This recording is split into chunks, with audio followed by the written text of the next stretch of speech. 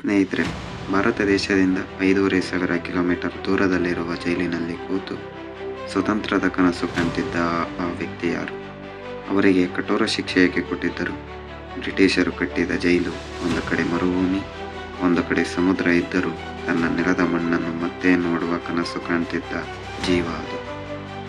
ಅವರ ಬಗ್ಗೆ ಈ ಕಥೆಯ ಮೂಲಕ ತಿಳಿದುಕೊಳ್ಳೋಣ. ಇನ್ನೂ ಯಾರು ಸಬ್ಸ್ಕ್ರೈಬ್ ಮಾಡಿಲ್ವೋ ಅವರು ದಯವಿಟ್ಟು ಸಬ್ಸ್ಕ್ರೈಬ್ ಮಾಡಿಕೊಳ್ಳಿ ಮತ್ತು ಇನ್ನೂ ಹೆಚ್ಚಿನ ಚಿತ್ರ ಮತ್ತು ಕಥೆಗಾಗಿ ಬೆಲ್ ಐಕಾನ್ ಕ್ಲಿಕ್ ಮಾಡಿ. ಸ್ನೇಹಿತರೆ, ಈ ವ್ಯಕ್ತಿಯ ಹೆಸರು ವಾಸುದೇವ್ ಬಲವಂತ ಫಡ್ಕೆ. ಇವರು ಬ್ರಾಹ್ಮಣ ಕುಟುಂಬದಲ್ಲಿ ಜನಿಸಿದ್ದರು. ಕ್ಷತ್ರಿಯನಂತೆ ಹೋರಾಡಿದ ಕಲಿಯುಗದ ವೀರ ಅಂತಲೇ ಹೇಳ್ಬೋದು. ಇವರು ನವೆಂಬರ್ 4, 1845 ಮಹಾರಾಷ್ಟ್ರದ ಕೊಂಕಣ ಭಾಗದ ಶಿರತೋನ್ ಎಂಬ ಗ್ರಾಮದಲ್ಲಿ ಜನಿಸಿದರು. ತಂದೆ ಬಲವಂತ ಫಡ್ಕೆ ಮತ್ತು ತಾಯಿ ಸರಸ್ವತಿ ಬಾಯಿ. ಬಾಲ್ಯದಿಂದಲೇ ವಾಸುದೇವರಿಗೆ ಕುದುರೆ ಸವಾರಿ, ಕುಸ್ತಿ ಮತ್ತು ಶಸ್ತ್ರಾಸ್ತ್ರಗಳ ಬಳಕೆಯಲ್ಲಿ ಇರುವ ಆಸಕ್ತಿ ಇತ್ತು. ಓದಿನಲ್ಲಿ ಸಾಧಾರಣವಾಗಿದ್ದರೂ ಅವರಲ್ಲಿ ದೇಶದ ಬಗ್ಗೆ ಅದಮ್ಯ ಪ್ರೇಮವಿತ್ತು. ಬ್ರಿಟಿಷ್ ನೌಕರಿ ಮತ್ತು ಜೀವನದ ತಿರುವು. ಶಿಕ್ಷಣದ ನಂತರ ಅವರು ಪುಣೆಯಲ್ಲಿ ಬ್ರಿಟಿಷ್ ಸೇನೆಯ ಮಿಲಿಟರಿ ಹಣಕಾಸು ಇಲಾಖೆಯಲ್ಲಿ ಗುಮಾಸ್ತರಾಗಿ ಕೆಲಸಕ್ಕೆ ಸೇರಿದರು. ಸುಮಾರು 15 ವರ್ಷಗಳ ಕಾಲ ಅವರು ಇಷ್ಟವಿಲ್ಲದಿದ್ದರೂ ಪ್ರಾಮಾಣಿಕವಾಗಿ ಸೇವೆ ಸಲ್ಲಿಸಿದರು. ಆದರೆ 2 ಘಟನೆಗಳು ಅವರ ಬದುಕಿನ ದಿಕ್ಕನ್ನೇ ಬದಲಿಸಿದವು. ತಾಯಿಯ ಮರಣ. 1871 ಅವರ ತಾಯಿಗೆ ಆರೋಗ್ಯ ಸರಿಯಿಲ್ಲ ಎಂದು ತಿಳಿದು ತನ್ನ ಮೇಲಾಧಿಕಾರಿಯ ಹತ್ತಿರ ರಜೆ ಕೇಳಿದಾಗ ಅದನ್ನು ಆಶಯವಾಗಿ ತೆಗೆದುಕೊಂಡು ನಿರಾಕರಿಸಿ ರಜೆ ಕೊಡದೇ ಇದ್ದಾಗ ತನ್ನ ಕೆಲಸಕ್ಕೆ ರಾಜೀನಾಮೆ ಕೊಟ್ಟು ಮನೆಗೆ ತೆರಳುವಷ್ಟರಲ್ಲಿ ತಾಯಿಯ ಮರಣವಾಗಿ ಅಂತ್ಯಕ್ರಿಯೆ ಮುಗಿದಿತ್ತು.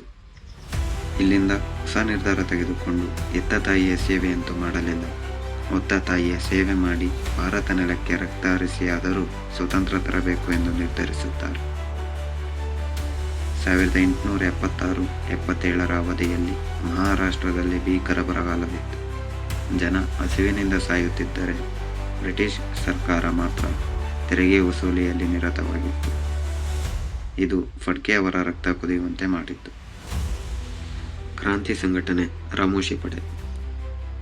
ಸ್ನೇಹಿತರೆ, ಫಡ್ಕೆ ಅವರು ಮೊದಲು ವಿದ್ಯಾವಂತ ವರ್ಗದವರನ್ನು ಸಂಘಟಿಸಲು ಪ್ರಯತ್ನಿಸಿದರು. ಆದರೆ ಯಾರೂ ಬ್ರಿಟಿಷರ ವಿರುದ್ಧ ನಿಲ್ಲಲು ತಯಾರಿರಲಿಲ್ಲ. ಆಗ ಅವರು ಬುಡಕಟ್ಟು ಜನಾಂಗದವರಾದ ರಾಮೋಶಿ, ಕೋಲಿ, ಬಿಲ್ ಮತ್ತು ದಾಂಗರ್ ಜನರ ಬಳಿಗೆ ಹೋದರು. ಬ್ರಿಟಿಷರನ್ನು ಭಾರತದಿಂದ ಓಡಿಸದೇ ಇದ್ದರೆ ನಮ್ಮ ಹಸಿವು ಮತ್ತು ಸಾವು ನಿಲ್ಲುವುದಿಲ್ಲ.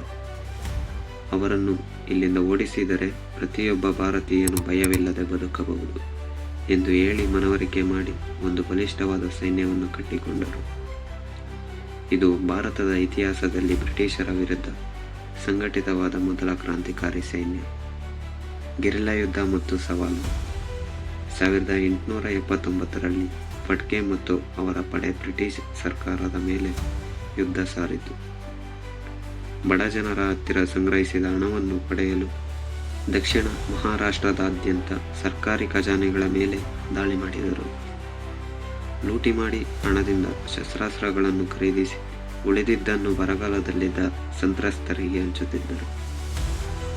ಆದರೆ ಫಡ್ಕೆ ಅವರ ಜೊತೆ ಇದ್ದಂಥವರು ಹಣದ ಆಸೆಗೆ ಬಿದ್ದು ಲೂಟಿ ಮಾಡುವುದನ್ನು ಅಭ್ಯಾಸ ಮಾಡಿಕೊಂಡರು. ಫಡ್ಕೆ ಅವರಿಗೂ ತಿಳಿಯದಂತೆ ಕೆಲವು ಸಲ ಏಕಾಏಕಿ ದಾಳಿ ಮಾಡಿ ಲೂಟಿ ಮಾಡಿ ಜೇಬಿಗೆ ಇಳಿಸಿಕೊಳ್ತಿದ್ರು. ಸರ್ಕಾರಕ್ಕೆ ನಡುಕ. ಬ್ರಿಟಿಷರಿಗೆ ಫಡ್ಕೆ ಅವರನ್ನು ಹಿಡಿಯುವುದು ಸವಾಲಾಗಿ ಪರಿಣಮಿಸಿತು. ಅವರು ಒಂದು ತೀರ್ಮಾನಕ್ಕೆ ಬಂದರು. ಫಡ್ಕೆಯನ್ನು ಹಿಡಿದುಕೊಟ್ಟವರಿಗೆ 4,000 ರೂಪಾಯಿ ಬಹುಮಾನ ಘೋಷಿಸಿದರು. ಫಡ್ಕೆ ಅವರ ಪ್ರತ್ಯುತ್ತರ. ಫಡ್ಕೆ ಅವರು ಪುಣೆಯ ಗೋಡೆಗಳ ಮೇಲೆ ಚಿತ್ತಿಪತ್ರಗಳನ್ನು ಅಂಟಿಸಿ ಯಾರು ಮುಂಬೈ ಗವರ್ನರ್ ರಿಚರ್ಡ್ ಟೆಂಪಲ್ ಅವರ ತಲೆಯನ್ನು ತರುತ್ತಾರೋ ಅವರಿಗೆ ನಾನು 5,000 ರೂಪಾಯಿ ಕೊಡುತ್ತೇನೆ ಎಂದು ಸವಾಲು ಹಾಕಿದರು. ಆದರೆ ತನ್ನ ಸೈನ್ಯದಿಂದ ಆಗುತ್ತಿರುವ ಕೃತ್ಯವನ್ನು ತಿಳಿದರು. ಜನರ ಉಪಯೋಗಕ್ಕಾಗಿ ಮತ್ತು ತಮ್ಮೆಲ್ಲರ ಹಸಿವು ನೀಗಿಸಲು ಶುರುವಾಗಿದ್ದ ಲೂಟಿ ಯಾವ ಮಟ್ಟಿಗೆ ಬಂದಿತೆಂದರೆ ಆಸೆಗೆ ಬಿದ್ದು ತಾವೇ ಹಳ್ಳ ತೋಡಿಕೊಳ್ಳುತ್ತಿದ್ದ ತನ್ನ ಸೇನೆಯನ್ನು ತ್ಯಜಿಸಲು ನಿರ್ಧರಿಸಿಬಿಟ್ಟರು. ಇದರಿಂದ ಹೊರಬಂದ ಅವರು ಕರ್ನಾಟಕದ ಗಡಿಭಾಗಗಳ ಹತ್ತಿರ ಬರುತ್ತಾರೆ. ಕರ್ನಾಟಕ ನೆಲದಲ್ಲಿ ಬಂಧನ. ಬ್ರಿಟಿಷ್ ಸೇನೆಯು ಫಡ್ಕೆ ಅವರನ್ನು ಹಿಡಿಯಲು ಮೇಜರ್ ಡೇನಿಯಲ್ ಎಂಬ ಅಧಿಕಾರಿಯ ನೇತೃತ್ವದಲ್ಲಿ ದೊಡ್ಡ ಕಾರ್ಯಾಚರಣೆ ಹಮ್ಮಿಕೊಂಡಿತು. ಫಡ್ಕೆ ಅವರು ಕರ್ನಾಟಕದ ಕಡೆಗೆ ತೆರಳಿದ್ದ ವಿಷಯವನ್ನು ಬ್ರಿಟಿಷರು ತಿಳ್ಕೊಂಡ್ರು. ಫಡ್ಕೆ ಅವರು ಬಾಗಲಕೋಟೆ ಜಿಲ್ಲೆಯ ಕಲಾದಗಿ ಮತ್ತು ಸುತ್ತಮುತ್ತಲಿನ ಪ್ರದೇಶಗಳಲ್ಲಿ ಅಲೆದಾಡುತ್ತಾ ಅನಾರೋಗ್ಯಕ್ಕೆ ತುತ್ತಾಗುತ್ತಾರೆ. ಅನಾರೋಗ್ಯದಿಂದ ಬಳಲುತ್ತಿದ್ದ ಅವರು ಜುಲೈ 20, 1879 ದೇವರ ನವದಗಿ ಎಂಬಲ್ಲಿನ ಒಂದು ದೇವಸ್ಥಾನದಲ್ಲಿ ವಿಶ್ರಾಂತಿ ಪಡೆಯುತ್ತಿದ್ದಾಗ ಬ್ರಿಟಿಷರು ಅವರನ್ನು ಸುತ್ತುವರೆದು ಬಂಧಿಸಲು ಯಶಸ್ವಿಯಾಗುತ್ತಾರೆ. ವಿಚಾರಣೆ ಮತ್ತು ದೇಶಪ್ರೇಮದ ಸಾಕ್ಷಿ. ಫಡ್ಕೆ ಅವರನ್ನು ಪುಣೆಯ ನ್ಯಾಯಾಲಯಕ್ಕೆ ತಂದು ವಿಚಾರಣೆ ನಡೆಸಲಾಯಿತು. ಅವರ ಪರವಾಗಿ ವಕೀಲರಾದ ಗಣೇಶ್ ವಸುದೇವ ಜೋಶಿ ಅವರು ಫಡ್ಕೆ ಪರವಾಗಿ ವಾದಿಸಿದರು. ಆದರೆ ಬ್ರಿಟಿಷ್ ಕಾನೂನು ಮೊದಲೇ ನಿರ್ಧರಿಸಿದ್ದರೂ ಇವರಿಗೆ ಜೀವಾವಧಿ ಶಿಕ್ಷೆ ಕೊಡಬೇಕೆಂದು. ಅದರಂತೆ ತೀರ್ಪು ನೀಡಲಾಯಿತು. ಫಡ್ಕೆ ಅವರು ಹೇಳಿದ ಹೇಳಿಕೆ ಇತಿಹಾಸದಲ್ಲಿ ದಾಖಲಾಗಿದೆ. ನಾನು ಮಾಡಿದರಲ್ಲಿ ಯಾವುದೇ ತಪ್ಪು ಇಲ್ಲ. ನನ್ನ ದೇಶವಾಸಿಗಳು ಹಸಿವಿನಿಂದ ಸಾಯುತ್ತಿರುವುದನ್ನು ನೋಡಿ ನಾನು ಸುಮ್ಮನಿರಲು ಸಾಧ್ಯವಾಗಲಿಲ್ಲ. ಭಾರತವನ್ನು ಸ್ವತಂತ್ರಗೊಳಿಸುವುದೇ ನನ್ನ ಏಕೈಕ ಗುರಿ ಎಂದರು. ಅಡೆನ್ ಜೈಲು ಮತ್ತು ವೀರಮರಣ. ಫಡ್ಕೆ ಅವರನ್ನು ಭಾರತದ ಜೈಲಿನಲ್ಲಿ ಇಟ್ಟರೆ ಜೈಲಿನಲ್ಲಿರುವ ಕೈದಿಗಳನ್ನು ಒಗ್ಗೂಡಿಸಿ ಇಲ್ಲೂ ಸೇನೆ ಕಟ್ಟಿಬಿಡುತ್ತಾರೆ ಎಂಬ ಭಯದಿಂದ ಅವರನ್ನು ಭಾರತದಿಂದ ದೂರವಿಡಲು ಯೆಮೆನ್ ದೇಶದ ಅಡನ್ ಜೈಲಿಗೆ ಕಳುಹಿಸುತ್ತಾರೆ. ಕತ್ತಲು ಕೋಣೆಯಲ್ಲಿ ಚಡಿಯೇಟು ಕೊಟ್ಟು ನರಕ ತೋರುತ್ತಿದ್ದ ಜೈಲು ಅದು. ಅಲ್ಲಿಯೂ ಅವರ ಕ್ರಾಂತಿಕಾರಿ ಕಿಚ್ಚು ಆರಿರಲಿಲ್ಲ. ಜೈಲಿನ ಕಿಟಕಿ ಕಂಬಿಗಳನ್ನು ಮುರಿದು 17 ಮೈಲಿಗಳ ದೂರ ಓಡಿದರು. ಎಲ್ಲಿ ನೋಡಿದರೂ ಬರೀ ಮರಳೇ ತುಂಬಿದ್ದ ದೇಶದಿಂದ ತನ್ನ ದೇಹ ಹೇಗಾದರೂ ಭಾರತದ ಮಣ್ಣಿಗೆ ಸೇರುವ ಆಸೆ. ಆದರೆ ತಪ್ಪಿಸಿಕೊಂಡ ವಿಷಯ ಬ್ರಿಟಿಷರಿಗೆ ತಿಳಿದು ಅವರನ್ನು ಹುಡುಕಿ ಕೈಕಾಲುಗಳಿಗೆ ಸರಪಳಿ ಹಾಕಿ ಕೂಡಿಹಾಕುತ್ತಾರೆ. ಜೈಲಿನಲ್ಲಿ ಬ್ರಿಟಿಷರು ನೀಡುತ್ತಿದ್ದ ಅಮಾನವೀಯ ಹಿಂಸೆಯನ್ನು ಪ್ರತಿಭಟಿಸಲು ಅವರು ಆಹಾರ ತ್ಯಜಿಸಿದರು.